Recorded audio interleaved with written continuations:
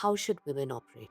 Women have been taught to feel weak. I think Devi can be more terrible than a masculine force. If you don't like history too much, don't go into it a lot. Just listen to us. It is a very, very elevated spiritual practice. Because I did tons and tons of research, you realize your roots, and your roots always make you strong. That is the essence of creativity.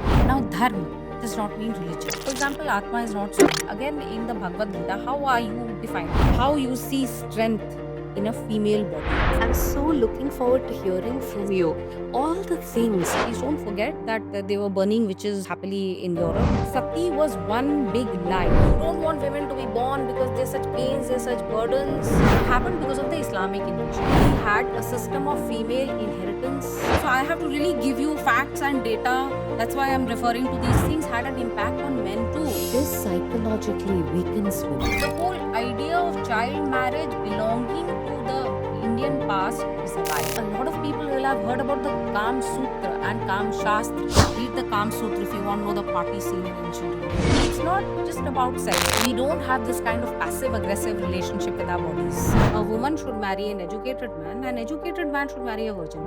Because a lot of the things that happened in our society were weaponized and used against us. Nowadays, an honest conversation about it has started. So, see, you are also asking me about it. But women were not only killed, they were sexually exploited, enslaved, and they led terrible, terrible lives.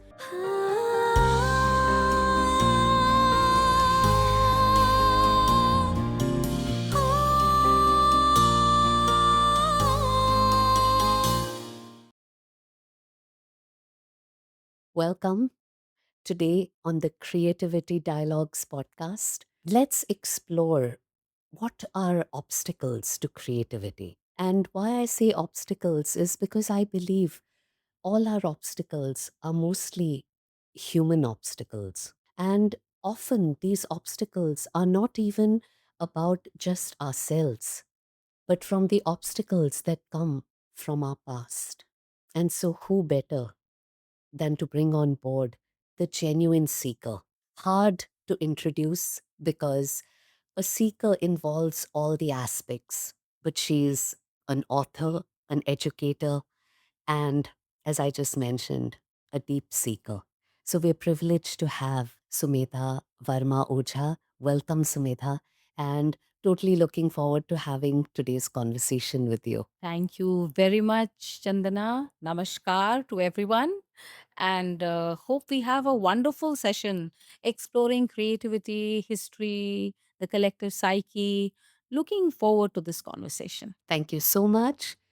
Sumedha, can we begin with you giving us a little idea of how your background and what really excited you on this journey? You know, how did you become a seeker in this way? A seeker of our past, our history, our, what led us to where we are today? So, I will give a kind of bottled history of myself. Don't worry, a very short one. So I was born into a family of bureaucrats of three generations. So obviously, there was only one thing I could do, become a bureaucrat, which I did. In 1992, I joined the Indian Revenue Service. But fate and, I mean, life had different plans for me. So I did finally resign from the Indian Revenue Service and become a writer, a researcher. I write a series of historical fiction books. But I do much more than that. I explore the past. I explore our history. I explore our the well springs of Indic civilization. I think there is a mystic relationship between me and the past. I cannot tell you why I like it. I cannot tell you why it excites me so much. You may look at a statue and feel bored. For me, it is the acme of my day, perhaps. So I can't tell you that. It is actually something organic. And I have loved history, the past, since I can remember. And it is an effort to bring that past in front of everyone. And we are not just the present, we are also the past. All of us, our bodies, us, we are a palimpsest of history. It's written and rewritten on our faces, bodies, minds, psyche, everything. So I came to this through a mystical process. The practical thing was that my husband moved to Geneva and I moved to him with him, and I took leave, So and you then I moved further away from your motherland, and did yet that came give you a closer to it. different? Yes, because I felt that way too when I moved to the US. I actually felt closer after moving. It's Perhaps, strange. you realize the importance and the uniqueness of what you've left behind.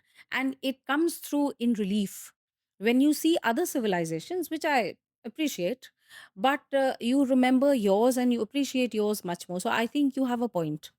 When I came away from it, I could see it perhaps in a better perspective and love it all the more. You know what they say? That when the lines are very close, they're blurred. The minute the hand goes away, it's like you can see the lines Yes. And so when you can clearly. focus on those lines, when you're Yeah, too close, yeah. perhaps you can't You focus. can't focus. Yes. That's So so true. practically, I moved and then I took leave and I decided to write a book. So that was being a fiction writer. But after that, because I did tons and tons of research for this series, which is called Urnabhi series, set in modern India, I then realized that I was becoming a very serious researcher. So I also do I talks across the world on Indian history. On I learned Sanskrit so that I could read everything in the original. So I've spent the past 30 years researching the past and importantly reading our own dharohar or our own treasure house of literature in Sanskrit, of the Vedic literature in Sanskrit. But I also read, say, Tamil or Kannada, not in the original, unfortunately, translated. Sanskrit is the one I read in the original. So, in short, learn everything, know everything as much as you can. It's like an ocean.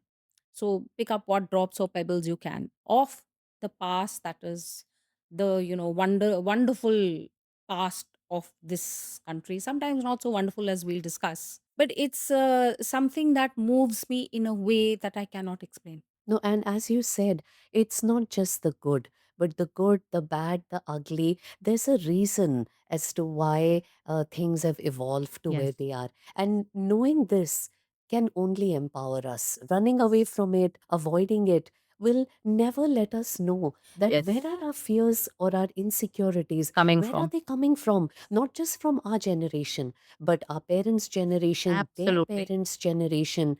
It just helps us understand ourselves better, because that's how we would be able to empower ourselves and start to become more aware of what can we do, how can we transform this situation. So, in a word, embrace everything.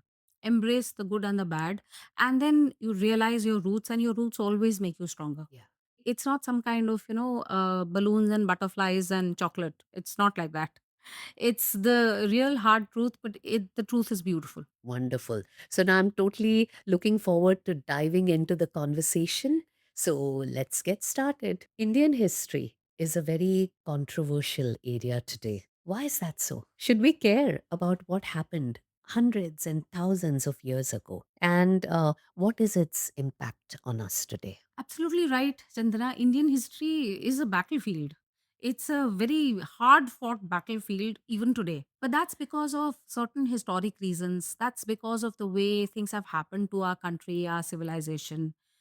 We are the last standing Bronze Age civilization, continuous one on the planet. So we have gone through many glorious periods, we've gone through many vicissitudes, we have been devastated, we have stood up again. We have to look at all these things also from the point of view of their impact on our collective psyche. How did these different events impact our collective psyche? Because remember, all of them were not good, some of them were really bad. They brought ruin, devastation, and they brought a lot of violence against women.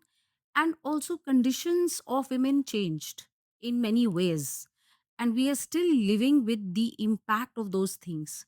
So, it's not a very good idea to dismiss history. You may find it boring. I hope that I make it sound interesting for you, but the average person may find it boring. And I do get these questions: how does it matter what the moderns did? I mean, that was, if you enjoy the pomp and glory and, the beauty of it, fine. But does it have any practical use? I think it's so important because I think that that is what connects us to our roots. We know the reason Yes. for why we are in a particular situation today, or even if we feel fearful about a few things, or we just wonder. I think that history is so powerful in just giving us that sense of awareness, connectedness, and it doesn't allow us to be in imagine in just imagine things. It's important to have a sense of knowledge regarding this. You use the word roots. So in the Bhagavad Gita, civilization has been imagined as a tree. Actually, it's an upside down tree. The roots go up because we have up there. It is from where we draw our inspiration, creation, Really, humanity. that's Yes. So interesting. it's an upside down tree. And then you have all the branches and the leaves and the flowers which come down into the world. So if you know your roots, you know Devlok, and I'll use it as a metaphor for creativity and what's inside you. It's a metaphor for the strength and the resources which are inside you. So it is those roots which give you that strength and those resources. So our the Vedic corpus or Upanishadic corpus or Itihas and Puran, they have a lot of emphasis on the metaphor of the tree and the importance of the roots. And you've just stated it in a contemporary fashion. So I'm telling you what has been written Yeah, yeah. by seers and mystics and sages of the past, and you've just stated it in a very contemporary way. So without knowing our roots, we won't understand ourselves. Without understanding ourselves, our creativity will be blocked, and our power, our Shakti, that will also be blocked. So that's something which is really worth thinking about. If you don't like history too much, don't go into it a lot. Just listen to us. We'll tell you what you need to know. And we'll tell you what you need to know. And we'll tell you the importance of knowing the past a little bit. You'll recognize yourself. You'll know yourself better. You won't, may or may not know the past better. You'll know yourself much better. And that's something to aspire to. Absolutely. I also feel that, it feels so amazing that what was written in the Vedas is today again becoming so relevant. So many concepts, although we've advanced so much in terms of science, technology, the arts, and it's very, very amazing that what did the ancient Yes. people know? And how did they even know it? Yes. Considering we need so much of proof, validation, so much of education. And what did they have? They had nothing of what we have today. Except the mind and the atma and sadhana and dhyan. So again, here I'm using a few Yeah. Sanskrit Thank words. you for for connecting these concepts for us. I'm going to use a few small Sanskrit words which will just add to your understanding, not take away Yeah. from it. Yeah. So, we have rishis who wrote the Vedas, for example, or the Upanishads. So what were they called? They were called drashta. What does drashta mean? It means the one who sees. So, through all their knowledge and sadhana and understanding, they saw these truths. Perhaps what we go to through various machines and technology today, they saw these truths through their sadhana, through their understanding of the world around them and their relationship to the world. I'm going to talk about this a little more when we talk about creativity, because this indeed is creativity in the Indic sense.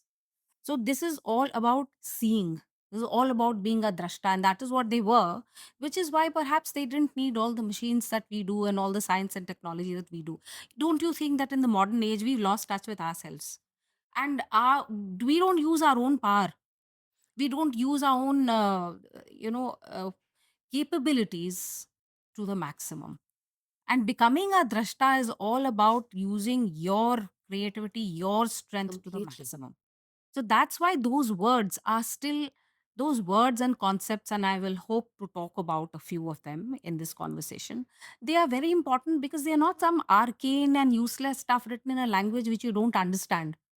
If you read and understand, don't read them, understand them, you can use it for your own benefit, not somebody else's, but your own benefit. Right. So, what could be some of the relevant uh, kind of concepts to keep in mind Or, from?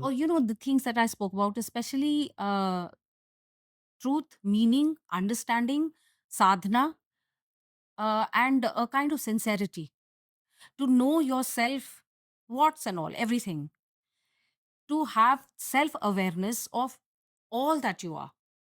So when you look inside, you see everything. Don't hide from the bits which are not good. All of us have bits which are not good. So don't hide from them. And that is what sadhana does for you. So all of us today have heard about yoga. Like, lots of people practice it, and everything from dog yoga to bear yoga to what have you. And if you go to California and see the kinds of yoga they do, I mean, I'm thunderstruck. However, Ah, the idea, explain yourself. no, I mean, they have such outlandish ideas of how to practice it. And, I think, because they consider yoga as a form of exercise, and asan is only one of the ashtang, the eight angs of yoga. So it's so out of context to take it as just an exercise form. and It isn't that. yes, and also, there is the concept of navras, which maybe we'll talk about. So there seems to be an excitement about bibhatsras, which means bizarre. For them, it's something alien, so they like to paint it in a very bizarre way. Yeah. So anyway, people use concepts the way they will. But to get back to the idea of yoga, yoga comes from yuj, which means to put together. And this putting together is also at the heart of creativity. What do we put together? We put together our own spiritual inside with the material world that we see outside us. That is the essence of creativity as far as Indic philosophy and Indic understanding of creativity goes. So there are different theories of what that is. Maybe we'll talk about creativity a little later after we finish talking about what are the obstacles to Yeah. realizing our creativity, but I Yes. will come back to Yeah, yeah, this. yeah, yeah. So, what was also interesting, since we are on the Vedas, is that the Vedas were written, I think, with Composed, not composed, written. not See, we are written. an oral Yes, civilization. yes, so beautifully. Yes, they were composed. And I think the goal and the intent was to help mankind understand the deeper aspects of living and evolving. Yes. What actually for me was very interesting was, the final a concept which was the Natya Shastra, which actually many claim to be like the fifth Ved. So, and again written by a Muni, by Bharat Muni, and in which actually, things which we think that entertainment might happen recently, a lot of, if you look at Maslow's law of hierarchy, he says that in recent years, we have thought about that first man needs to think about survival. And the arts come right at the end of the pyramid. That first he needs to just think of food, shelter, water, and just the basics. And then slowly he evolves. But actually, in our philosophy, it started the opposite. That from the Vedas, people were thinking of very high, of the higher consciousness and these concepts. And if so much that even art, music, that there could be a complete theory assigned for that.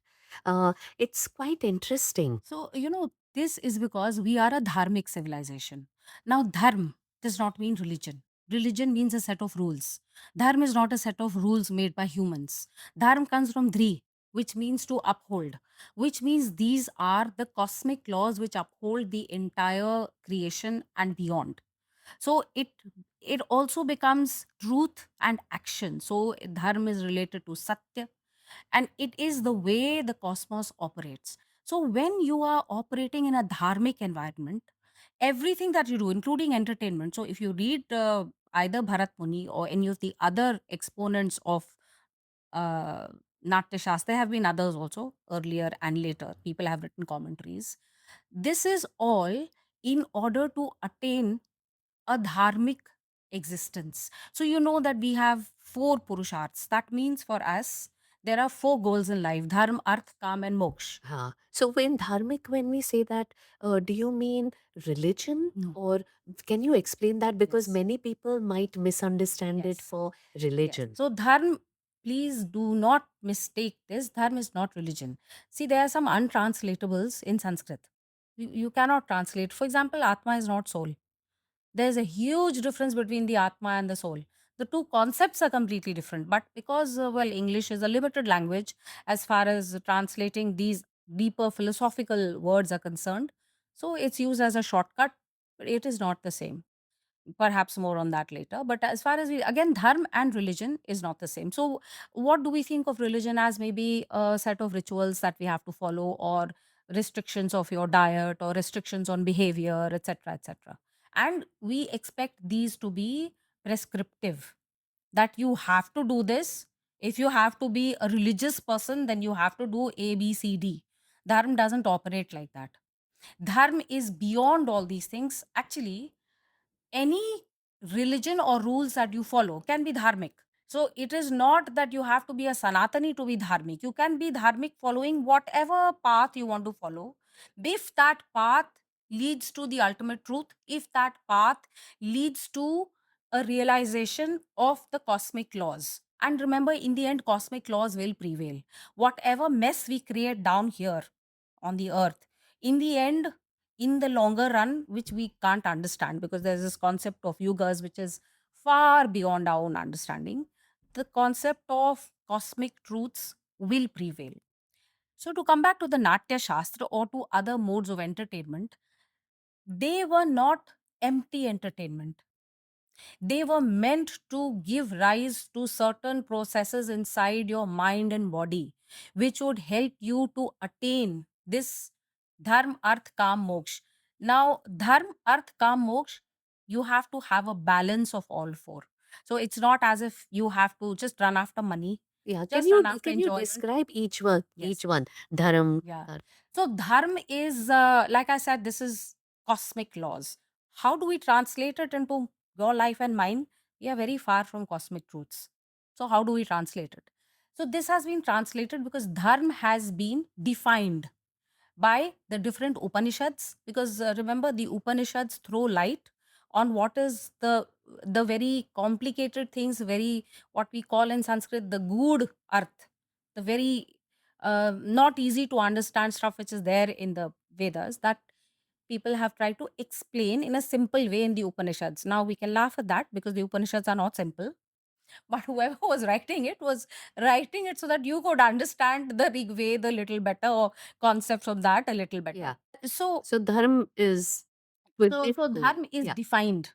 And again, I don't want to go into too many complications, but there are 5 types of dharma. The one which concerns us day to day is called Samanya Dharma, which is actually a set of precepts. So, what is Samanya Dharma?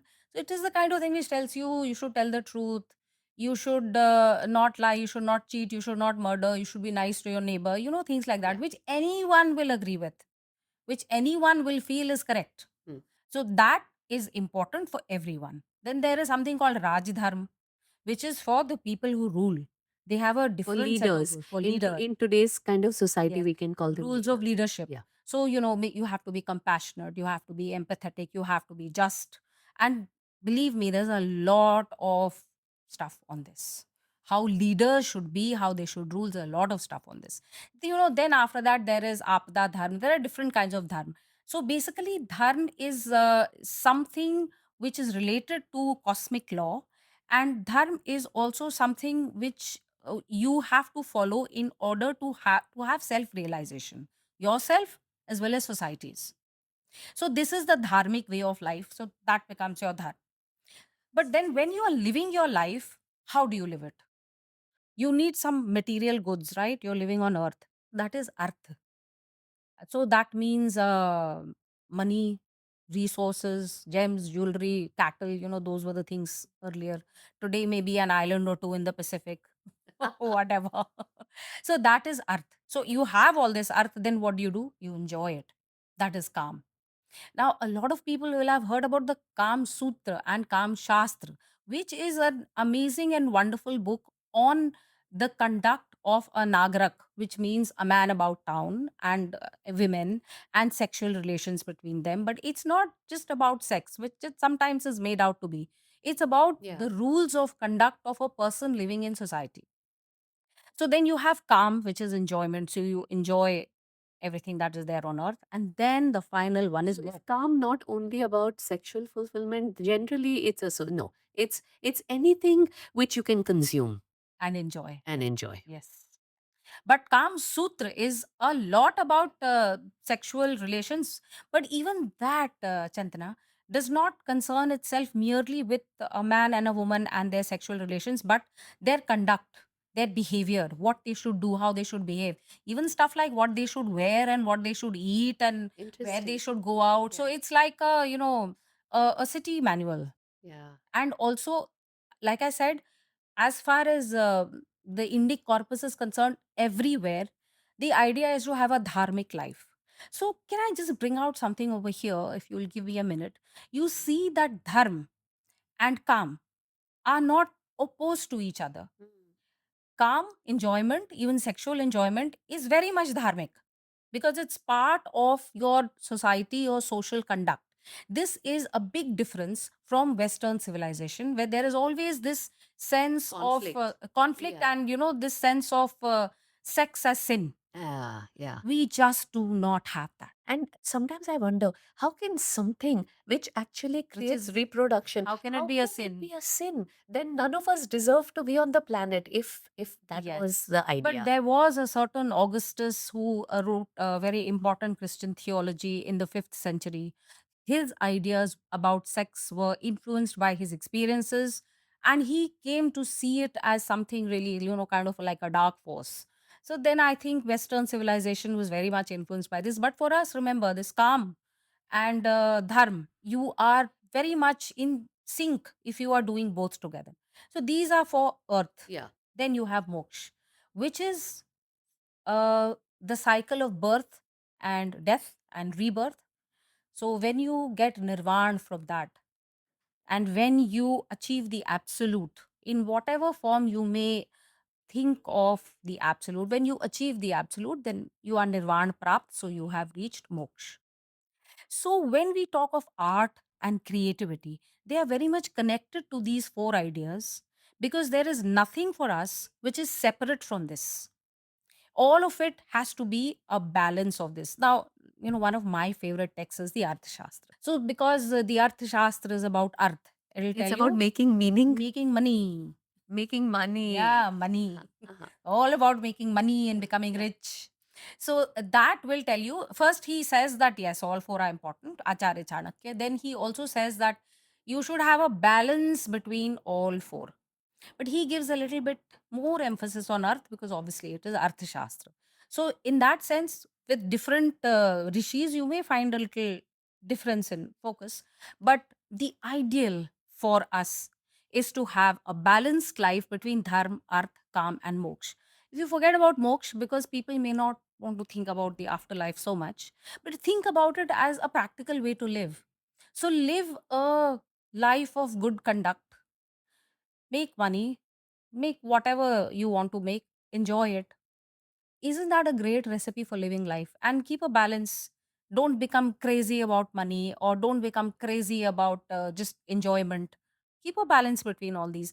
And although it may, someone may wonder, why am I talking about this? I'm talking about this because these are the ideas that are at the root of the way in which we envisage society, creativity, and self fulfillment through creativity. These are the ideas. So there is no sin anywhere. We don't have this kind of passive aggressive relationship with our bodies, which I do find some cultures to have. So we have done a bit of a segue into this, but we were talking about history and why it's important. Yes, yes. Thank you for giving us this lovely perspective. And besides the Vedas, the Upanishads, is there any other relevant kind of ideas that we can pull in from the past that you feel matter in today's times? So, see, you mentioned the Ved and the Upanishad. So, let me just give a larger perspective on that. We have a Indic epistemology, which tells you how to make sense of the world and different areas and subjects. So, it's called the Chaturdash Vidyasthanam. So, there are 14 seats of learning. Of these, there are the four Vedas, there are four Upvedas, and there are six Vedang. And other than that, there's the Itihas and Puran. So what is the Itihas? Itihas is Mahabharata and Ramayana, Mm. and the Purans are 18. In this is encapsulated everything, not just metaphysical ideas, not just mystic ideas or ideas about the afterlife or philosophy, but also very, very practical things. For example, I mean, how to map the stars, how to navigate, how to make iron, how to make a chariot. So, all of science and technology is very much encapsulated in this. Now, some of it, like nobody wants to make a chariot today, so it's not very pertinent. But for instance, the mathematical knowledge or the astronomical knowledge, which is contained in these, especially the Vedanga, the six of them. Again, let me not throw too many words at you. I think I've thrown too many Sanskrit words at you. So let me not throw more, but I'll tell you roughly, it is things like phonetics, astronomy, geometry, and even the meaning of words. Nirukt, it's called nirukt. It is, if you use a word, what does it mean? It cannot be, you cannot just throw it out in the universe and it can mean anything at all. So they're very precise descriptions of word meanings, and there's an English word called etymology. So they try to map etymology to Nirukt, but it doesn't work really, because Nirukt gives you a whole cultural, social, and civilizational understanding of that word.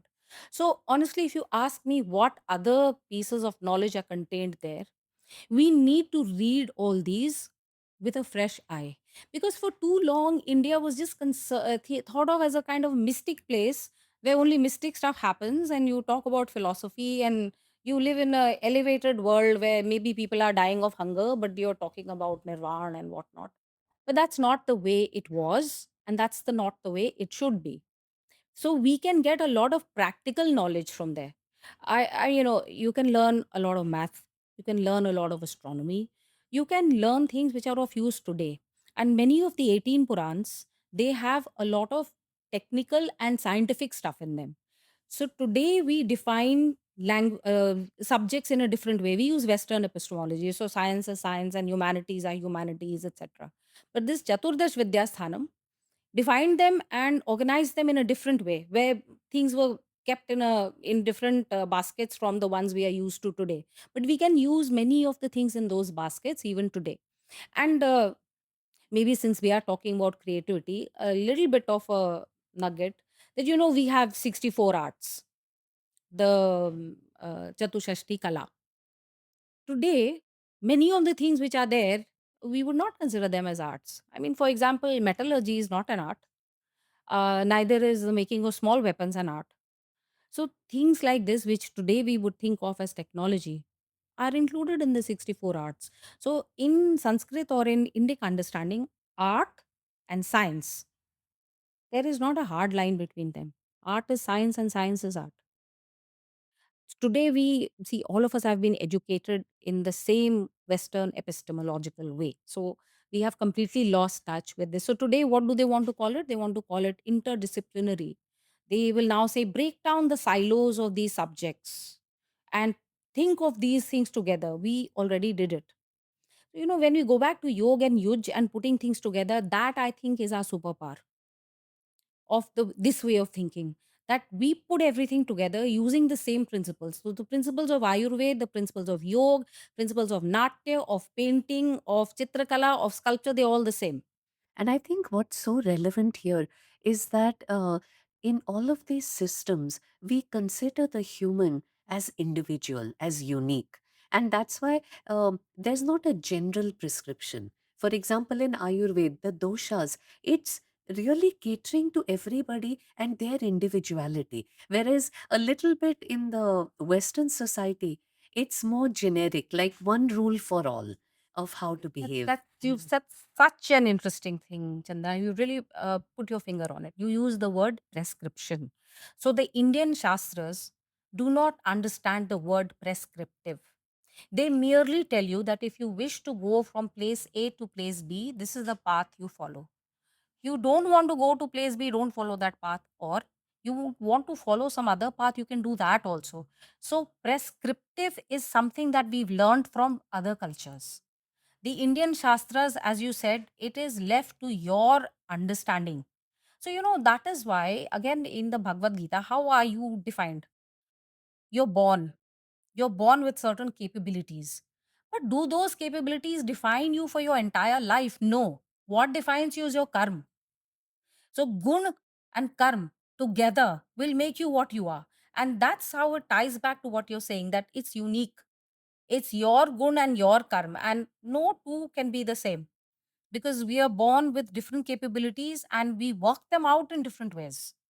So, that is, although I would say that all this is put together in a beautiful way through an understanding of society too as an organism of people who are unique but connected to each other to make a network and to make a system which works. So, this fight between the individual and society has been going on since time immemorial. Today, the individual is winning. Maybe 1,000 years ago, society was winning, and people were very bugged that And that's everyone. why, creativity is dying. For this reason, that if the individual is winning, but if as a collective, if we are dying, Yes.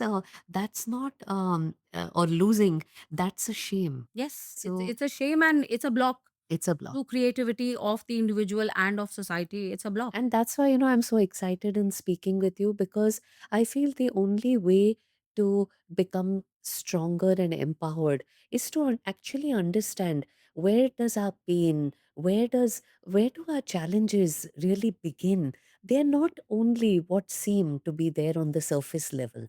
There's a whole lot more. Yes, yes, yes, absolutely. Om हिरण्यवर्णां हरिणीं सुवर्णरजतस्रजां चन्द्रां हिरण्मयीं लक्ष्मीं जातवेदो म आवह ताम आवह जातवेदो लक्ष्मीमनपगामिनीं यस्यां हिरण्यं विन्देयं गामश्वं पुरुषानहम्. Wow, so beautiful, Suveda. Thank you so much for sharing this shlok, which through which you find your power and you get empowered. Thank you so much. From here, let's discuss the idea that empowering women is a very important concept today. How do we understand it in the current Indian concept? Is there an Indic way of doing this different from the concepts of Western feminism? Now, this is such an amazing question, Chandana. You'll have to kind of stop me from speaking, okay? Because when I start talking about this, I don't stop. So you'll just this is my life's work, perhaps. So what I was just chanting for you, it is the Sri Suktam. This is from the Rig Ved. It is from the Khilani of the Bashkal Shakha of the Rig Ved, and it is a description of goddess Shri. Goddess Shri is, you can understand her as Goddess Lakshmi. You can also understand her as the primordial Devi from whom all the other Devis emerge and who give you everything that is possible in life.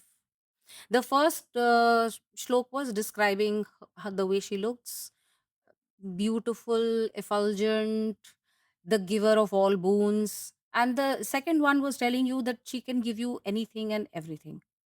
And remember, this is a Devi. So, this is the Sri Suktam from the Rig Ved, and it is a description of the power of Devi, of the power of a goddess as it operates on earth. But you asked me about empowering women and going back to the basics. So, when we go back to the basics, in my own understanding through my research, I think that the wellspring of the ideas of powerful women and powerful feminine forces go back even a little more than the Sri Suktam. They go back to a sukt called the Devi Suktam. So, that Devi Suktam is again from one of the chapters of the Rig Ved, and it has been written by a young woman who is called Ambrini. So, if you read the Rig Ved, it tells you what is the subject of this, who has written it, etc., etc., is there at the beginning of the suit. So, therefore, that is why I know the name of the young woman who wrote it. Now, this young woman who's called Ambrini, she sees herself as creation, as the cause of creation. Note that she's a young woman, right? She is not some powerful king or some masculine figure. She's a young woman, the daughter of sage Ambrin. And it's a very short sukt, this one. Very short. Like the Sri Suktam is very long. It'll take 20 minutes to recite. This is a very short one. But what does it tell you? In this, people may be familiar with Advait, wherein there is the understanding that there's only one force in the cosmos and we are all part of it together, whether it be humans or whether it be the divine, we are all together, and that is called Advait, which means there are no two, there is only one, everything is one. So this is a very early expression of Advait in the Rig Veda. The person who actually brought it out was Adi Shankaracharya, who was in the first millennium uh, of the Common Era. But this is in the Rig Veda, and this is a woman who envisages herself as all of creation, all the gods as the cause of creation. Everything is her. So, if there is a civilization which can give rise to these kind of ideas, you can just imagine how she would have been brought up or thought about herself, or how learned she would have been. And she, we have a lot of ways in which we look at the divine. So you have Shiv, you have Vishnu. So in this shlok you have Indra, Vayu, Agni. She says, I am all of them, I am all of creation.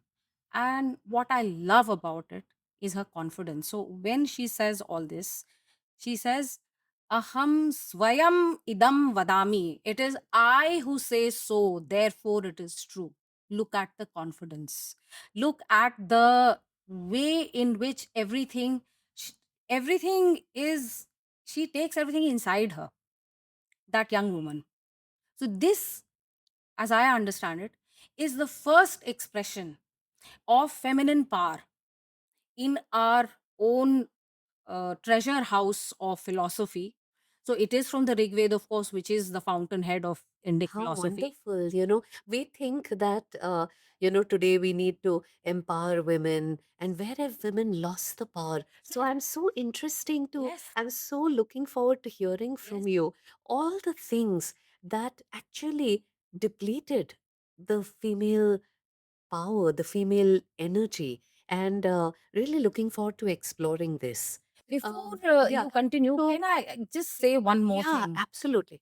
Like I said, this is my life's passion. So there are some things which I just do want to say. So this is the Shri Suktam and the Devi Suktam. Then power is of many kinds. Power can be economic or spiritual, etc., etc. But there's also something called brute power, physical power. So we normally tend to think Yeah, that that. women don't have brute or physical power. So I would just invite such people to read the Devi Mahatmya, where Devi fights with the Asur with her fists, with her swords. And I mean, she punches him and knocks him out. So it's a description of brute physical power of Devi. So in these two suktams, all different kinds of power, which can be metaphysical or which can be not real, and non-physical are described. But I love the Devi Mahatmya because of the way in which describes the fight with the Asurs. I mean, she really knocks him out of the ring. So this is again, I think there's a whole series of these. So we have this Shakta system, the Shakta Sampradaya, who think of Devi as their Aradhya, as the person most divine, as the goddess most divine. They believe in all these, and I think the wellspring is the Devi Suktam. But it has gone on to many other Purans. So there is the Devi Bhagavad Puran also, which is also worth reading. So you see many aspects, all aspects of female empowerment. I'm sorry, I got kind of carried away on my hobby horse and I interrupted you, but I No, did really thank want to you. say this. This is so important because you actually hit on that most important point. We always feel Vulnerable. physically weak and vulnerable. And so, thank you so much for sharing this, because it's not as if every man feels so powerful, but it's just that overall image that with Yes. men you think of physical power, And with women, and you don't. with women you don't. So, I'm um, so glad that you And it actually really struck mentioned me this. when I was reading it Yeah. that this is like a bare knuckle fighting, fight club. It's like that. Can power be described in feminine terms rather than simply masculine ones? Yes, absolutely. And the examples that I gave just now, like Devi Mahatmya, for example, is power in feminine terms. But there is something which is a feminine view of life. Now, purists of today may say, what is this difference between feminine and masculine? And you are making categories and you are typifying genders, etc., etc. Here, I would differ with them a bit because I do think that women have this special power of creativity because women bring life into being. So they are different from men. They have this special power. And therefore, their outlook on life is different from a masculine one. It is terrible, it is also nurturing. So look at, for example, Kali or Durga. They have a very terrible form, the one which will kill the asurs or kill whoever is doing something evil. But they are mothers, they nurture. So I tend to think that the feminine view of power is a different one because it encompasses compassion and nurturing, but it also has this very strong sense of right and wrong. So Devi can be very terrible if something has to be wreaked on someone, some vengeance, someone who has done something wrong. I think Devi can be more terrible than a masculine force because that which nurtures also keeps that which is right going and that flame burning. So I feel that there is this difference in the feminine concept of power because it's more all encompassing, it is more insightful, more intimate, because it reaches the person. A mother can reach a child in a way that a father cannot. But perhaps fathers have their own place, and I'm not taking away from that, but there are some places that only a mother can reach, and a mother can be very just and correct also, not just nurturing. So I don't know if I have got through what I want to say, but there is this extreme love and compassion as well as a very terrible aspect, and they both go together. And again, Chandana, I have lots of passions in life. One is sculpture. So there is a very famous sculpture which was it's a Chola sculpture. It's called Parvati by it is the Chola bronze style of Mhm, sculpture, and you can Google it and see an image. mhm, So that is how you see strength in a female body and physical strength in a female body. You can look at the way the body is made, the way the thighs are made, the way the hands are made. And this is a beautiful, slender, but very strong woman. And the same goes for sculptures of Mahishasur Mardini. So this is the Asur Mahesh being killed by Devi. Just open any of the images and see the strength of the weapons and the strength of the hand. So this is her terrible aspect. And then you go and look at any picture of Lakshmi, who's sitting or standing on a lotus with two elephants, a beautiful smile on her face, who's giving, her hands are like that. She's giving you everything. So the feminine concept of power, in my humble opinion, is definitely very different from the masculine one. Also, because, I feel a masculine power can sometimes be a little blind. I think feminine power is never blind and it looks at the smallest thing. So there is a need to meld the two together. Put the feminine concept of power together with the masculine concept of power. So if you want to read the Shiv Puran and see, how Shivji decimated his enemies, then you see how Devi decimated her enemies. And all these things can be put together in one. And therefore, we have, and I think this is unique to Indic civilization, to have such powerful role models, ideas, divine beings that we can look up to. And personally, I do.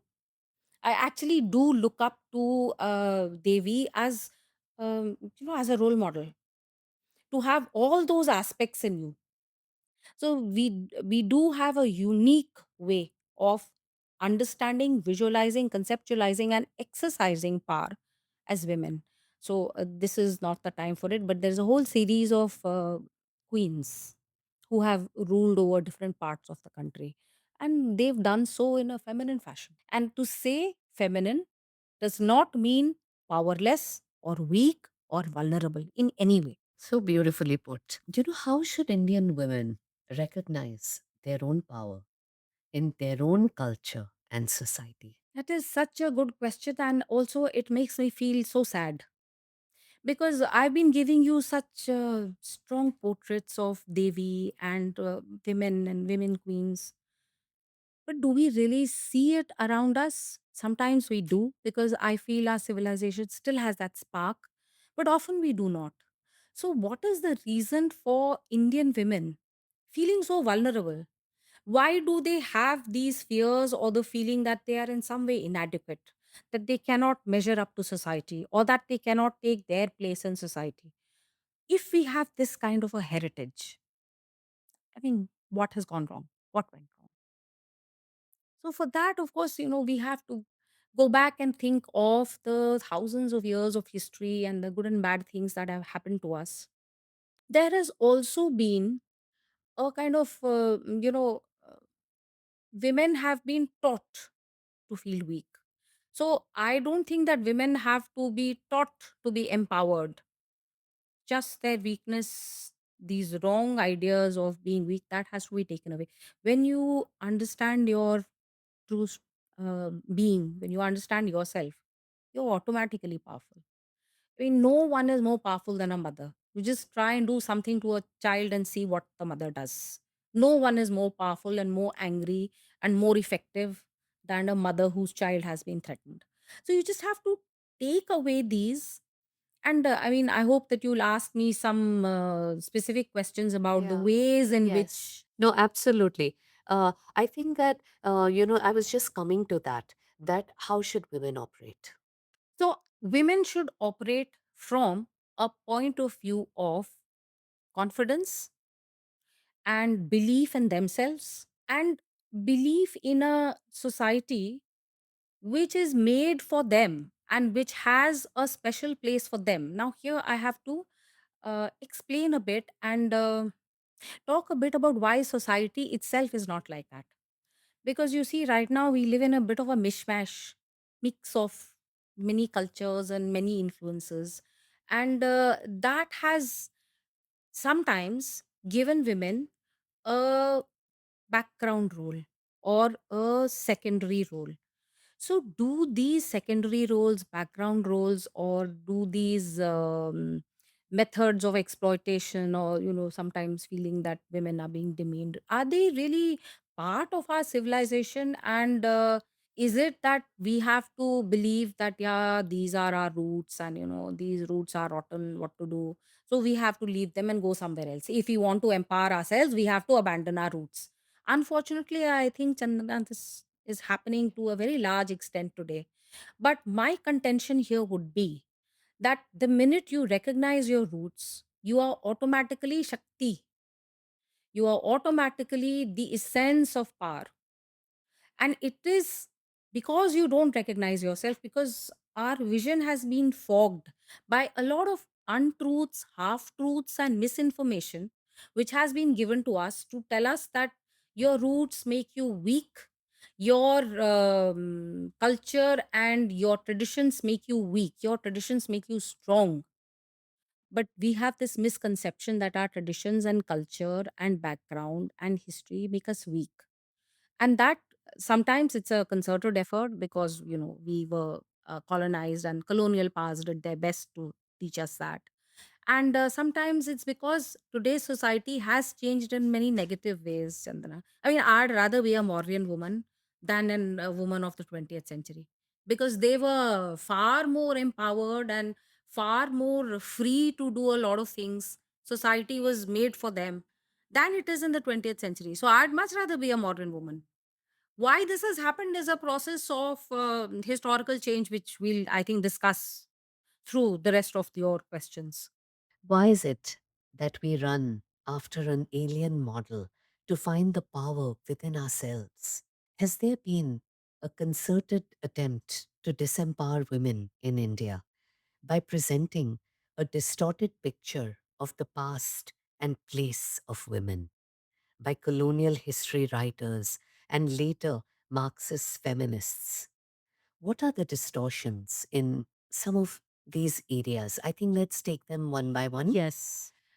So, if we could begin with the sati concept. Hmm. Yes. So this is a kind of shortcut acid attack. So whenever anyone wants to say anything against Indian civilization, oh, but you burn your women. And even today, it is really, really widespread. Now, the first thing I want to talk about is the concept of sati. Was it something very common that people were just climbing onto the chitta, the funeral pyre? It was not. So, what is the concept behind it? I just talked to you about dharma, arth, kam, and moksha. So, the concept behind sati is that of moksha. So, it is a very, very elevated spiritual practice for a very, very spiritually powerful woman who feels that through this she can attain that nirvana, that rebirth, death, birth, that whole cycle. She can get away from it and achieve moksha and dissolve into the divine through this path. So it was not for the average woman and it was not done by the average woman at all. These were elevated women. These were women who people looked up to anyway. And after they performed sati, they were thought of as goddesses. So you will find many, a few sati temples in Rajasthan and in other places because these were not normal average women. So this is a spiritual concept which is to achieve moksha. And moksha is one of the four purusharths that each person in Indic society, in Sanatani society, they aspire to this. So this is not a mundane and down to earth. It's not like that. Why is it presented to us like it was happening so Yes, often yes, and as if that was yes, like a major part of our yes, culture? yes. Why So this? this is where politics and colonizers and missionaries come in. In the 18th century, 1757, there was a gentleman, Henry Colebrook, who translated the Rig Veda. And he translated something which is called in English the funeral hymn of the Rig Veda, what is to be done after a person dies. So the idea is that the wife comes and sits in front of the chitta, and then she puts ghee on her eyes and meditates for a while, and then she goes away. So this is described over there. But he took one of the words and took them to mean Agneya. Agneya means fire. So he wrongly translated this as she enters into the fire.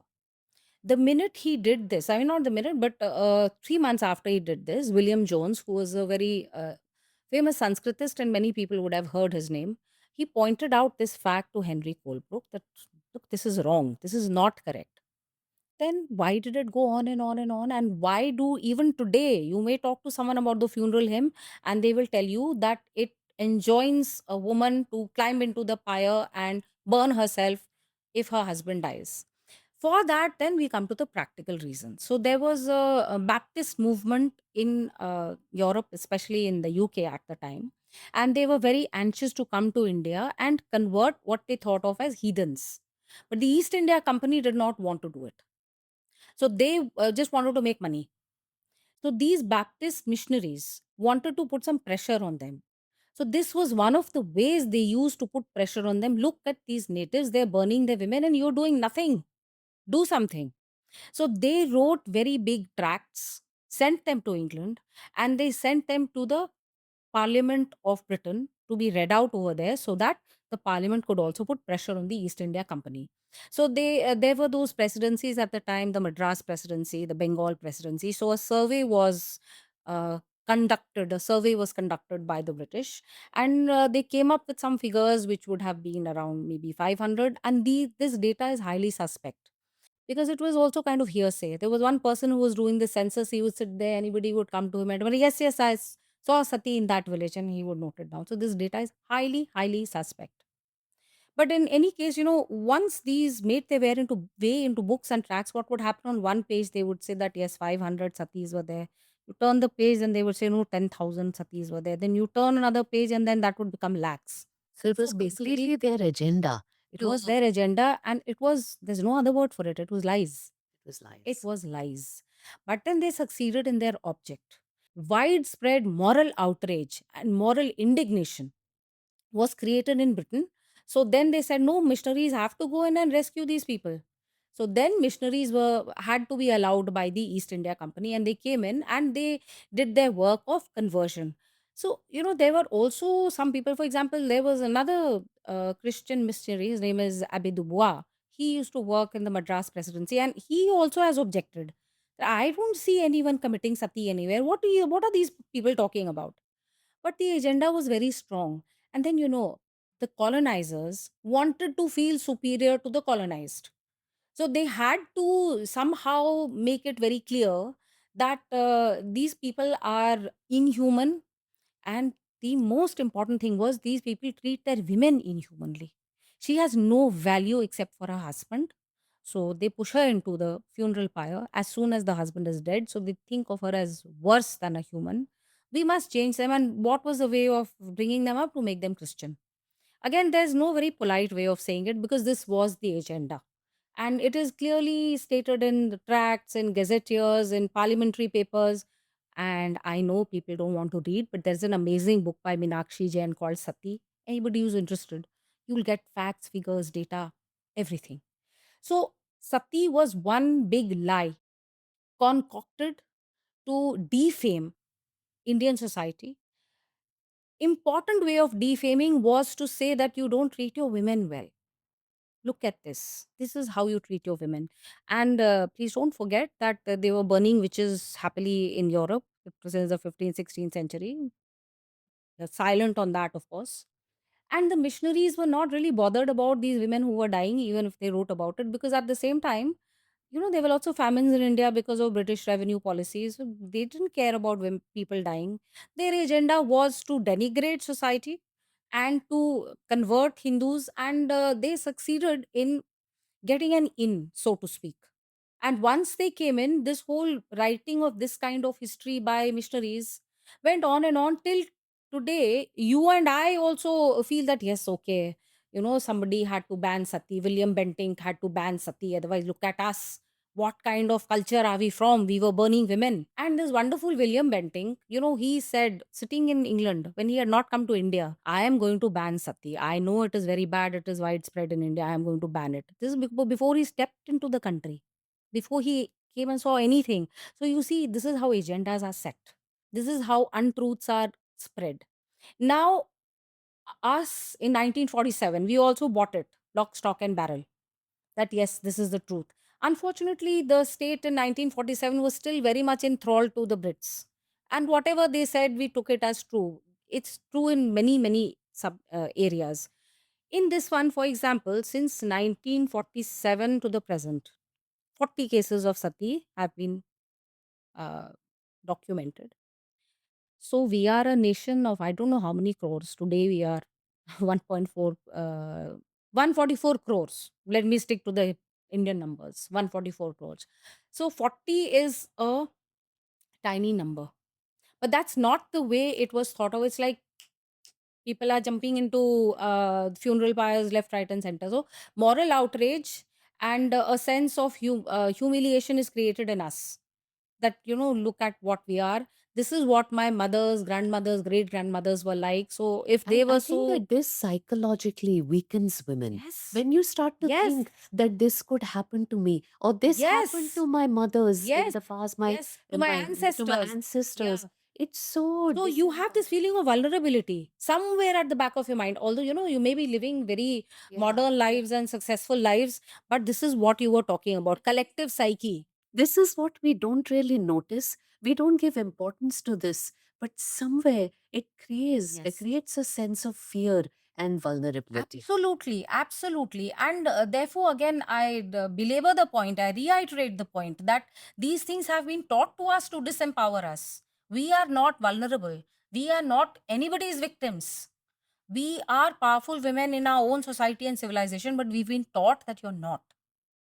And this kind of teaching, and it's very different from the way sati actually is a spiritual practice. So it's like somebody becoming a sannyasi. Everyone doesn't become a sannyasi. It's only those people who have that spiritual predilection and that spiritual level. It's not like yours or my level. It is some very high spiritual level. but a spiritual practice has been turned into a way, it has been weaponized. And I'm going to use this word very often in the next 15 minutes when you ask me all these questions, because a lot of the things that happened in our society were weaponized and used against us. So sati, definitely. And even today, if you're on Twitter or anywhere, you'll have these people from different countries saying, oh, you keep quiet, you burn women, literally. So this is an untruth which has seeped deep in. I hope that, but nowadays an honest conversation about it has started. So, see, you are also asking me about it. We are also talking about it. So, I'm hopeful. Interesting. Um, how about child marriage? See, that's yet another very crazy thing because women were to be married once they reach maturity. I'll go back to the oldest corpus. So let's go back to the Yajurved. That is one of the four Vedas: the Rig Ved, Samved, Yajurved, and Atharved. So in the Yajurved, you have many adhyayas on what women should do, how women should behave. So again, without going into the Sanskrit shloka, I can tell you what is written there. When your daughter is born, you must educate her. See, that's another thing. Mm. Education of women. So all And today women, we have to fight in politics to get women educated. and that's Where that, have we that's come to? where have we come to. And it's very strange because I'll talk about education also, but to go back to this, when your daughter is born or your son is born, when your child is born, educate them. And then when they grow up, when they are around 16, okay, age of marriage was earlier then, but it was not child marriage, 16 or 21 or And I think 25, people whatever. died earlier People too. died There were earlier. Life expectancy reasons. was Yeah. much Yeah. much less, yeah, maybe. So then she looks around for a person who suits her, her educational qualifications, her outlook, and then she gets married and then she establishes a family. So these are the kind of things which are written in something like the Yajurved. And then you have people saying that no, they were married at 5 6 before puberty, etc. So this did happen. Why did it happen? It happened because of the Islamic invasion and the attack on women. So there was men were killed, of course, but women were not only killed, they were sexually exploited, enslaved, and they led terrible lives. They were sold in slave markets, they were kept as sexual slaves, so it was not a life worth living. People wanted to protect their daughters from this. So at a young age, before puberty, they wanted to get her married and send her to her husband's home. So this is a kind of impact of invasion. What can we learn from some of our old stories or scriptures about this? So I have a very favorite story. Have you heard of Sati Savitri? Yes. So what does it mean, Chandra, in the no common parlance? Tell me, what do you understand from it, Sati Savitri? Wasn't Savitri the one who's rescued her husband Yes, from, yes, absolutely. yeah, Yeah, from yeah, yeah. death? So she is the epitome of somebody who is devoted to her husband. So it is taken as a shortcut way of saying somebody whose life is only her husband and who is subservient to her husband and thinks of nothing else. And there is a festival called Vat Savitri, especially in my part of the world, eastern part, Bihar, Jharkhand, where I come from. It's you also worship the Vat tree because of certain things that Savitri did. So, but what is the actual story of Savitri? So, Savitri's story comes in the Van Parv of the Mahabharata, Savitri Utkyan.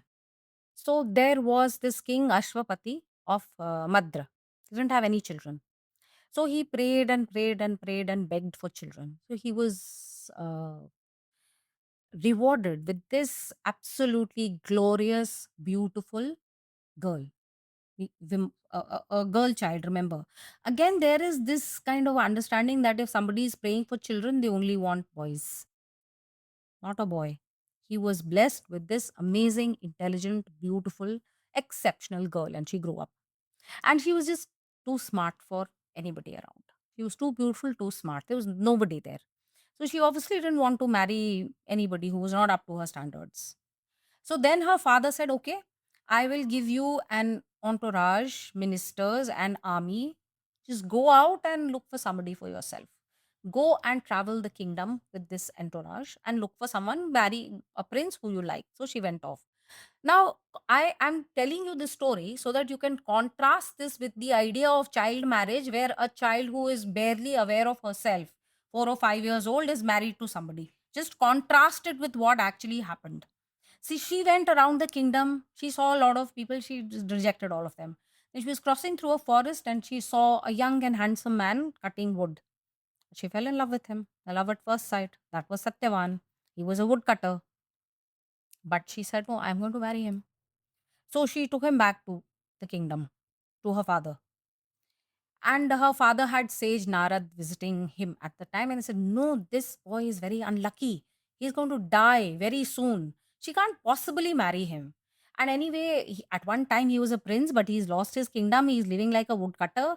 What is this? You can't marry him. But she just explained to her father, this is a man I want to marry. This is the man who suits me. I'm going to marry him. And I'm going to go live in that little kutia, that jhopadi in poverty in the forest. I want to do this. So her father married her off because he believed in her judgment. He had sent her to find a mate for herself, and she did.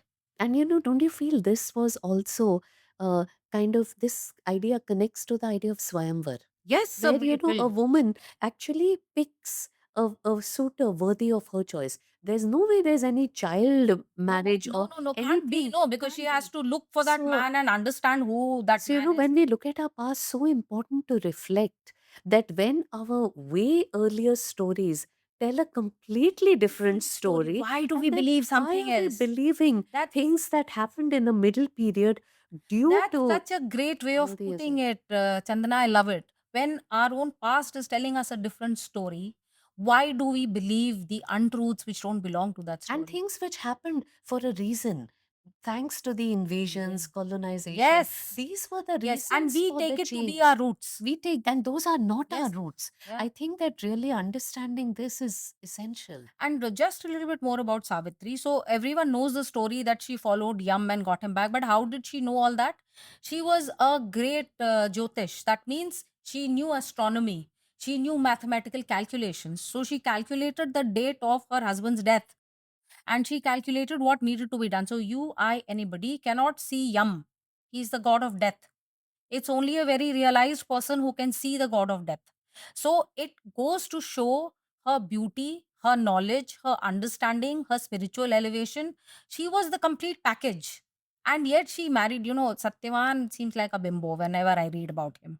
So A I'm not very bimbo impressed. interest. I'm not very impressed with him, but she was. She loved him. She did everything for him. So look at this. She was of an age to make a choice for herself. She made those choices based on her own preferences, her own knowledge, her own understanding, stood firm. When her father and sage Narad said no, she stood firm. Are these the actions of a child? They're not the actions of a child. And Swayamvar is another very good example of a princess choosing her husband, who or a princess or whoever it is choosing her husband. So these were not the actions of children.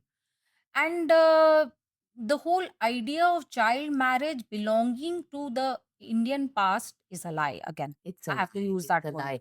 It was, I think, just a desperate, Attempt to yeah, protect to try women. to protect women. That's all that it was. Yes, yes, that's true. How about, unfortunately, female ferticide? Now, female feticide is just an amazing kind of story. So, in most traditional societies, there is a preference for male children for their ability to maybe become the king or to do physical labor, etc., etc. So, it's there, but it does not really harm anyone too much because it's just a slight preference. Again, that preference was weaponized. And how was that weaponized? It was weaponized in the 20th century. Don't believe people who tell you again that no, the Rig Veda. There's another hymn of the Rig Veda which has been falsely translated to mean that if there is a child, then you wring her neck and kill her. There is one translation like that too. Don't believe in it. What happened was all of it happened in the 20th century, and it happened with the development of technology through which you could determine the sex of the child. And this was done, I am sorry to say, by the Ford Foundation. So, will you, if you try to map the places with maximum female feticide, the Ford Foundation headquarters were in Delhi, and they had certain cars to take them into the hinterland. So, Haryana nearby, maximum feticide. Punjab, Rajasthan. So again, anyone who's interested, there is a gentleman called Sanjeev Sanyal who has done good bit of research on that. I am borrowing from his research. So this was again weaponized, encouraged, because there was this attempt, at one time, that India's population is too much. Let's kill people off. And there were some very unsavory organizations which did this. I don't want to take all their names, but I will take the name of Ford Foundation, because they've done this. They brought all those machines, they popularized the determination of the sex of the child, and the killing of the fetus. This is all a result of technology. It has absolutely nothing to do with ancient India. And female feticide was said to be because women were burdens, because you had to marry them off and You give have to them pay what? dowries. Dowry. So that brings us to the wonderful kuriti, as it is called in Sanskrit again, of dowry. The whole story that we are telling here is a terrible one. You don't want women to be born because there's such pains, there's such burdens. You'll have to give money to get them married off, and then they'll die, they'll be pushed into the fire. I mean, one shudders to think of the life of an Indian woman. So, dowry is a very interesting word because it's an English word, and we don't have any word for dowry in Sanskrit, in Hindi, in Indian languages. So, how come for something which is supposed to be part and Yeah, parcel of our even culture? Dahej is The, not a no, is Dahej is Jahez, which is from yeah, Arabic Persian, from which means Arabic and collecting Persian. something to Yeah, give. yeah. So, how come it isn't there? And our forms of marriage are eight. They are very clearly described in many of the Dharma Sutras and Dharma Shastras, including Manusmriti. In none of them is there any dowry prescribed, as in money to be paid by the girl side to the boy. Bride price is there.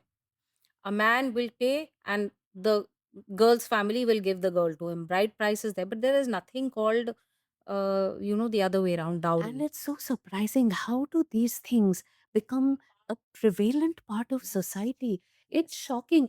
I mean, it just shows how women have been systematically weakened over And years also, and society has been generations. weakened, Sarah. Society, actually, Society I has think been weakened. society has been weakened. Yes. And that's why women had to face the impact Yes. of that. But so I was telling you, there's nothing called dowry. There is something called Stridhan. Stridhan, it is a very important difference. Stridhan passes from mother to daughter to daughter to daughter. It passes singularly in the female line. No male relative can take that Stridhan and do anything with it. There is stringent punishment prescribed for it. So you cannot say Stridhan is dowry. That is a very big difference. No man can put his hands on Stridhan. And Stridhan consisted of, at the time originally, different people give different lists, but it's like basically gems, jewelry, clothes for the girl, and kitchen stuff, and furniture. So all these things in ancient times were actually very valuable, also extremely valuable.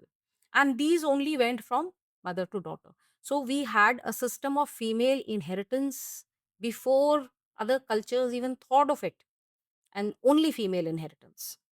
So then where did this come from? What And happened? yeah, and the sad thing is, where has it vanished today? That we're needing to have laws and fighting for it, Yes. and And and even the concept of Stridhan has become very, it has kind of merged into this dowry. It doesn't go to the girl and then from her to her daughter, etc. It has got merged into this dowry thing. So, this dowry is a medieval English concept wherein no woman could be married unless she brought some money, land, XYZ with her. So, they just brought it to India when, after the 14th century, after the infamous Vasco da Gama, they just brought it to India. So you know that Bombay, the island, this was part of the dowry of Queen Catherine. So this is also one of the examples of dowry. This was not there. So how did it come into our system? There are now certain very excellent studies and research, so that whatever I say is backed up by data and by information, which says that a very significant difference was made to Indian society and changed its laws of property, inheritance, etc. So, what difference was made? Earlier, it used to be communal ownership. So, this family or this clan owns this land or this orchard. So, everyone could get those fruits or everyone could farm that land. It belonged to the family as a whole. But this was not useful to the British. because they wanted tax from that family and they couldn't run around asking everyone, you give your little bit, you give your little bit. So they took recourse to their own system, which was the system of patriarchy, in which the oldest man was the head of the family and had all the economic and social and cultural power concentrated in him. In passing, you must remember that patriarchy meant that in the Western system, the main head of the family, the man, owned everyone else. So all the women and children were his chattels. He could buy and sell them as he wished. No such thing is possible in Hindu law. It is specifically proscribed, cannot be done. But the British then set their revenue system to the patriarchal method. So they chose one person in the family and said, everything belongs to him. We're going to ask him for the tax. He is responsible for everything. So you see how ownership was immediately taken away from everyone, given to one man. And this is not the Indian system. This dispossession of communal property has had this social impact. It has had an impact on education because this communal property also used to run village schools, and those village schools taught everyone, yes, also women, also the girl child. And you can get this data from British gazetteers for the 1800s. So these there was communal property which everyone enjoyed. There were schools, there were temples, girls studied there. And in passing, let me mention that Brahmin, Kshatriya, Vaishya, Shudra, everyone studied in those schools. When these communal properties were dispossessed, everything, all of this fell apart. And then, because women then were dispossessed of any property that they may have had, they actually became secondary economic citizens because they were dispossessed. And only one man became the lord of everything that he surveyed. So again, I don't want to throw too many references at you, but there is an amazing study by Veena Talwar Oldenburg on this. With these are papers from the Punjab area and the revenue records of Punjab for the last 200 years. So she has traced the differences in the revenue acts and the impact on society parallelly. So once this whole idea that men are the owners of immovable property, of all property, became internalized, remember it was not there. But see, in 200 years, we have forgotten so much, Chandana, that someone could really laugh at me for saying this. And so I have to really give you facts and data. That's why I'm referring to these books, because these ideas are unthinkable to the average Indian today. And sometimes they will just not believe me. That's why I keep my references ready.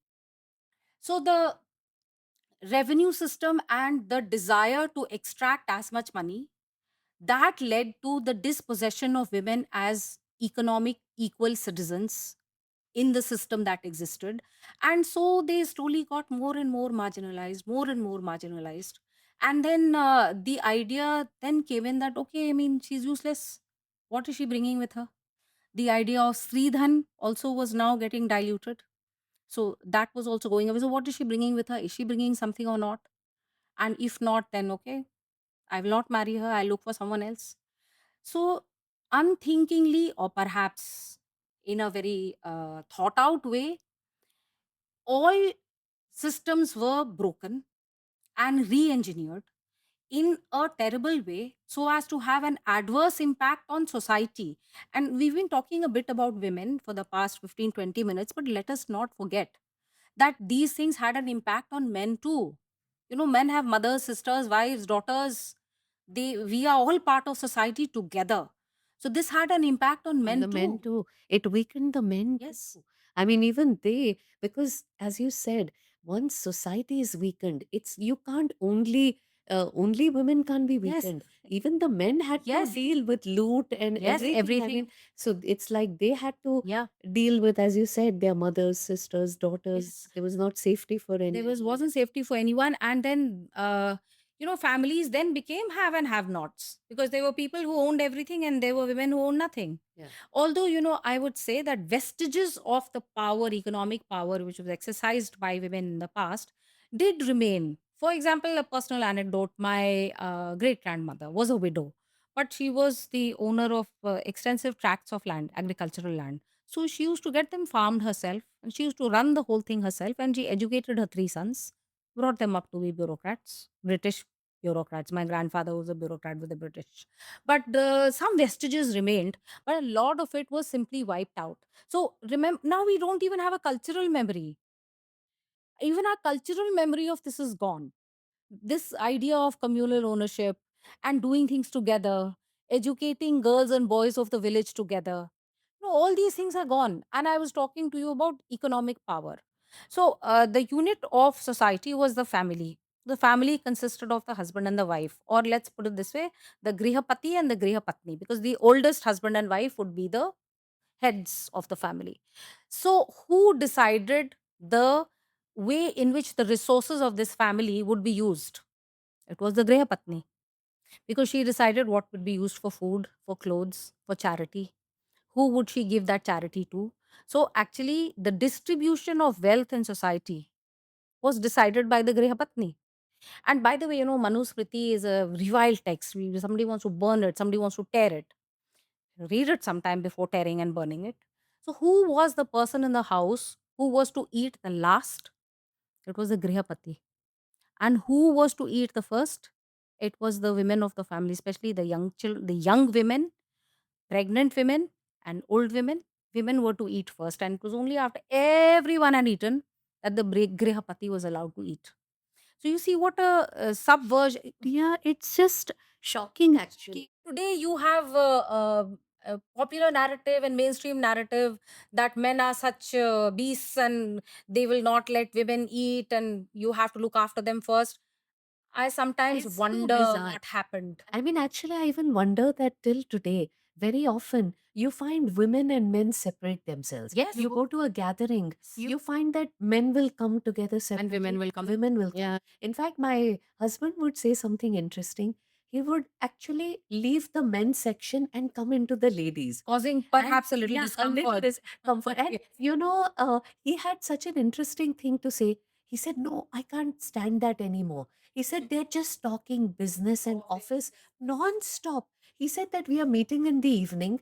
Now let's just have good Fun. conversations. Yeah, He said that you women sit down and you talk about everything. He said this conversation is so much more interesting. He said, I just can't listen to any more of that shop talk. Yeah. Which doesn't stop. And Doesn't end. this segregation that you mentioned is another thing which we see around us, and I really wonder where it came from. Again, I think it is part of Islamic culture. It's not part of Indic culture. So perhaps that is where we have picked it up from. Because my study of the ancient past, it just doesn't give me any clue. Because there used to be goshtis, there used to be different kind of parties. Read the Kam Sutra if you want to know the party scene in ancient India, and men and women used to mingle together and have a lot of fun together. There was no question of separate parties for women and separate parties for men. Oh, in the same party, separate them. No, So that no they don't question. really. There was no question of that. So you can read the Kam Sutra for that. So you see, as far as economic power is concerned, as far as and let me also just a little bit talk about education. So this is another thing which is thrown at us, that at the time of independence in 47, say about 75 to 80% of 85% of Indian women were illiterate. So they said, you've always kept your women in subjugation, never taught them and to read, write, kept them illiterate. But this was a development of the past 200 years because of the decimation of the village school. Before that, there is a strong tradition of educating women and of teaching them the same things as men were taught. And want to give a small anecdote about the way misinformation is given to us. So, a student is called a brahmachari because you know that they were brahmacharis and they studied in a gurukul and they had to follow certain rules. That was for men. Girls were called brahmacharinis. One of the important rules for the student, male or female, was sexual abstinence. Complete sexual abstinence for both men and women. So they had to be what is called in modern parlance virgins. So you have these men translating I like to call them the dead white men, Rees David and there are many people like that who were translating these texts. So whenever they would come to the word brahmachari, they would translate it as student. Brahmacharini, virgin.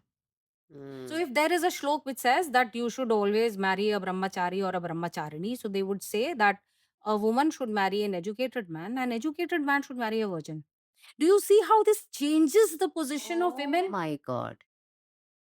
It's a sea change. It's like you don't recognize the same society. Here you are emphasizing both men and women should be educated and they should all seek educated mates. And here you come right back And to when the sex minute and you come to virginity. the, yeah, it's Yeah, terrible. so this kind of misinformation, etc., was really a lot. The other question which sometimes arises when I say all this is that women in Hindu society or Sanatani society did not have any ritual power, that they could not learn the Vedas or the Upanishads, they could not perform yagya, and therefore that was the way of education at the time. They were not educated. So this again is not true, because let's look at it simply. We've all read the Ramayana. So Sri Ram's mother was a Yagyavit, which means that she could perform yagas. In fact, at the time when she received the news that he is no longer Yuvraj and he's going into exile, she was performing a yagya for him and she fainted. So she was a Yagyavit. Then Tara, who is the wife of Sugriv and Bali, she was also a Yagyavit. Mandodari, Ravan's wife, she was also a Yagyavit. This is a very kind of technical thing, so I don't want to go into it more. I'm giving these common popular examples to show you examples of women who had the knowledge and information and power to perform yagyas, to be educated, and to be very much there in the intellectual, in the knowledge producing scheme of things. So they were also rishis. There are 22 female rishis mentioned in the Rig Veda. So, all of us who get married the Hindu way, we do it basically through the Vivah Suktam. With this Vivah Suktam has been written by a woman. She's called Surya Savitri. So, how did she know what was to be done and what was prescribed and all the rituals? Because she was knowledgeable, and not just about rituals. These take in a lot of information about anatomy, science, astronomy, everything. That's a separate discussion. But you have to look at each sukta as something is which contains information and directions from each and every area of human life, not just what to do when you are getting married, but there are calculations behind it, there are reasons behind it. So women were also educated. This whole illiterate, uneducated business, it happened in the last 1.5 200 years, even after the Islamic invasion, because these schools were local. So they still went to learn. They still went there to learn. They studied subjects like science and astronomy and math. So, perusal of some of the gazetteers of that time, or if not, there is a person called Dharampal who has written extensively on this, would be interesting if anybody feels the need to know more. So, in a sense, what am I saying here? This past half an hour, 1 hour, that we had a society where women were equal partners, they were equal stakeholders, so to speak, in modern parlance. And they were equal stakeholders through developing all their capabilities and realizing their own worth, self realization, as well as societal realization. This has got lost somewhere, and it has got lost because there was an effort to make us lose our strengths. And these strengths, it's like a parda has been Veil. drawn, a Yeah. covering. Yeah. We just have to remove those coverings and just discover ourselves and the way we are meant to be. And the way we are meant to be is all encompassing power, compassion, and karma, work, effort. That's what we are meant to be. And once these things come in, fear, vulnerability, blockages of all kind, they just go away automatically. This is so powerful, Sumedha. Thank you so much, because I really believe, and my research on the topic of creativity is actually constantly revealing this deeper truth that our creativity is not dependent on our acquiring skill. Our creativity is dependent on our inner strength, on our human condition. That's really what allows our creativity to unfold, to express itself. And when we are blocked, when we are fearful, when we are suffering from our own human condition, Our creativity is completely blocked. We are just not able to experience it. And so, when this entire kind of explanation has helped us not only at looking things from the past, but I feel it will be very helpful for those who are exploring this, even personally, in their own personal past, to see perhaps can they find their own fears, Mm. their own weaknesses, where do they come from, and how can they actually start engaging with it and finding a way to overcome it. Yes, I think that's so absolutely. powerful. Absolutely. When we are here discussing creativity, finally, um, are there some indic ways of how creativity was kind of practiced, understood, that maybe we can benefit from? Yes. So, like I said, it's all huge putting things together. So, creativity is all about your inner being and the outer world coming together in many different ways. It's expressed in many different ways. So, what are the ways in which it can come together? It is through ras, which is bhav or emotion, or it can be through dhvani, which is impression. Then there are four theories, Auchitya and Vakrokti. So, this is all either through impressions, through expressions, through emotions. I would like to concentrate on emotions The because, Navras. yeah, that is ras. This is so interesting. Can you shed a little more light on the rasa theory? I think so, because it's the most popular and most used one. So, ras is all about emotions. So, there's something called sanskar, which is very deeply held emotions or bhav inside us. So, these are of nine types as we've heard. So, The nine yeah, the emotions. nine emotions. Mm, When we can just state some of them, Yes, so like like the happiness, happy the sorrow, Shringar Ras, or Shringar, yeah, or Valor, Vibhas, that is yeah, Vivas, Valor, Vivas, Viras, which is bizarre, yeah, or you have Karun Ras, which is yeah, compassion. So these are Shantaras, yeah, Shant Ras. So these are the yeah, nine the rasas. They different were emotional originally states eight, and then ninth one was was the added. yeah the final Yeah. Shantaras. So this then again comes from inside. It is through these emotions, this bhav, and there are some sthai bhavs and there are some which are very turbulent. So some always remain with you and some come and go. It is to make sense of all these, to express them and project them in a way which makes sense of the reality which has inspired them. Something happens outside, it gives rise to certain emotions inside you. Then you want to express those emotions again to meet the outside. This is what art is all about. So it is kala. So ka is creativity and kala is creativity in, and ka is also Brahma because he is the creator. So that's what kala is, and we have had expositions on art and aesthetics like no other. The Natya Shastra is one, of course, but you have many other commentators, many other independent thinkers. One who comes to mind is the 10th century Kashmiri Abhinav Gupta. His whole theory of aesthetics, his whole theory of art. So this is it's a very deep study of art and the way in which it is thought of. Frankly, I feel even our raga music. Yes. It's unbelievable that we have ragas for different emotions, Different times, and different time theory. This, just looking at this miniature. yeah, So I'm sure you must be very familiar with the raga paintings. yeah, ragmalas, Yeah, yeah, Ragmala. yeah, yeah. And just as an aside, I published a translation of the Ramayana in 2016. This is a Ramayana which was commissioned by Rana Jagat Singh of Mewar in 1635. So the entire Ramayana was written, and then there were beautiful miniature paintings made of the entire events of the Ramayana by different painters led by somebody called Sahib Deen. So those are exquisite jewels of art of any period, whichever period you like. So this is a Pahadi style painting. So there are also certain other Different styles, two different mixtures schools. with Yeah. of different school, Pahadi, Rajasthani, and all of them have their own specialties. This dark green color that you see, that is a very specific thing of the Pahadi Kangra school of art. Mm. So again, that brings me back to Yuj and Yog.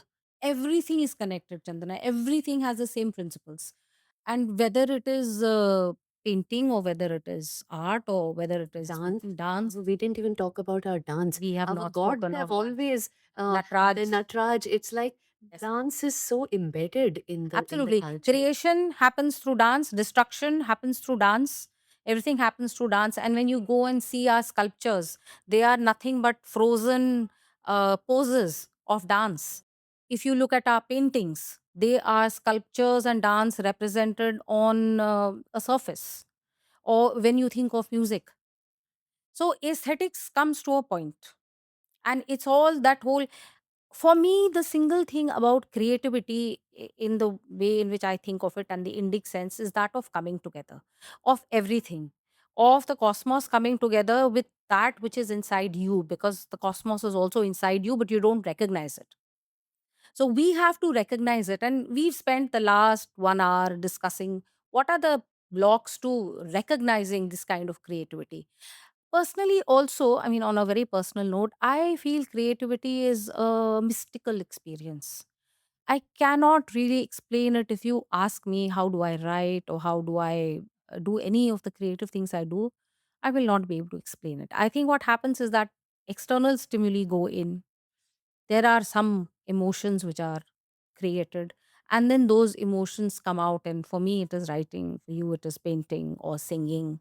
And that's how they come out. And that's a process which you cannot say, it's not a mechanized process. You In fact, they cannot say put it that's down. when you're in the flow state that you can't even believe that, oh, did I do this? And they say it happens to everyone. Like even in playing, the cricketer, when he hits an amazing shot, if you ask him, how did you do this? He can't explain. And if you tell him now do it again, he won't be able May to not do it. happen. He Yes, will may not not be happen. able Yeah, to do it again. absolutely. So Absolutely. it's, I think, that magic of something just happening in the Something bigger moment, than you, something bigger much than bigger you. than you. Yeah, Yes. which you have actually, with your efforts, you have made yourself like that precise instrument that Yes. in the right moment, Yeah. such a possibility is there Correct. And that I'm it so just glad you happens. used the word effort, because it may seem effortless, but it is not so. Yeah, A lot of hard it's work not. You goes into can't it. just be sitting idle and think that it's so. It's due to that effort, but Yes. that doesn't mean that you can become arrogant and feel that I can just do anything whenever.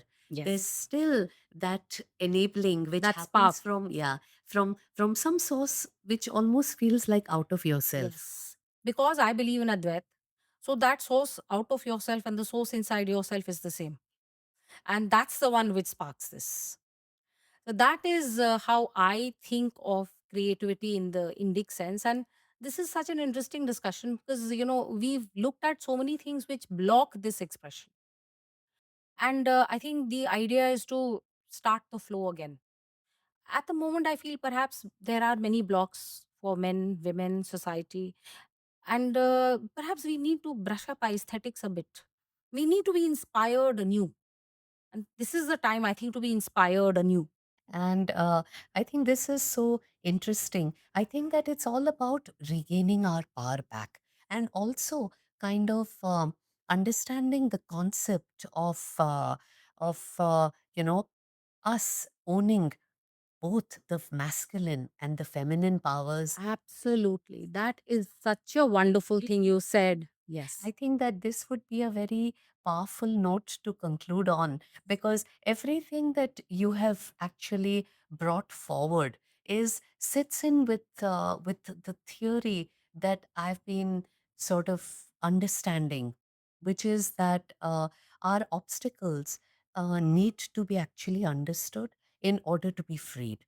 If we resist them, we don't. And so it was very interesting that if we can even look beyond ourselves, it's a really excellent way to start understanding things at a baser level because eventually creativity is not dependent on anything external. It all begins from Absolutely. aligning the true self. Yes. And so everything we've discussed today is sort of, about how to empower ourselves. And so I think that a very fitting end to this discussion would be to understand both the masculine and the feminine power and how we actually contain both these powers within ourselves. So, the amazing thing about Indic philosophy or Vedic philosophy is that you have a concept. Whatever you think of, you have a very powerful concept to illustrate it, to understand it. So, here we have the concept of Ardhanarishwar, which is Shiv and Shakti together. So, half the body is Shiv and half the body is Shakti. So, half the powers are masculine and half the powers are feminine. And this concept of Ardhanarishwar, again, we can trace it right back to the Rig Veda and the Shatpat Brahman, and then downwards through time to almost everything which is written. I could give you hundreds of references. But that's not what we are interested in here, but it is as a tool for realizing ourselves, for removing obstacles, for being truly creative and being artists.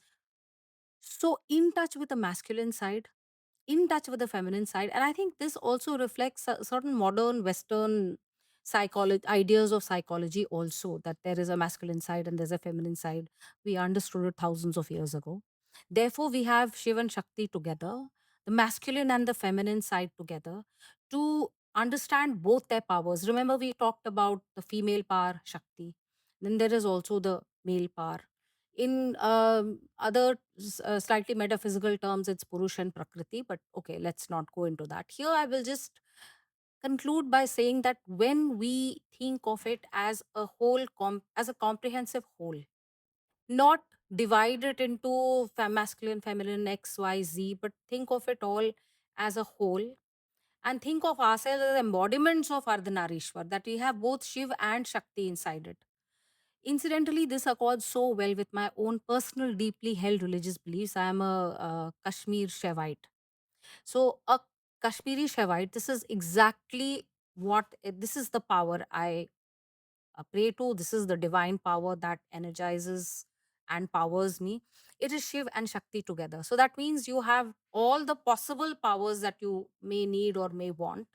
And remember, if you have any feeling of having some inadequacies, fears, vulnerability, you just have to look inside, find your inner Shiva, find your inner Shakti, and you'll never feel that again. So beautifully put. Thank you so much for this most enlightening conversation today. Thank you, Chandana. I think I've been in a bit of a flow because I mean I can't imagine how much time has passed, and we've really had this out of the world conversation.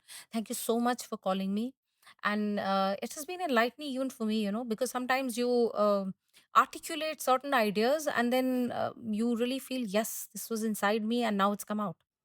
So that's creativity for you. Thank you so much. It's Thank been a you. pleasure. Thank you so much.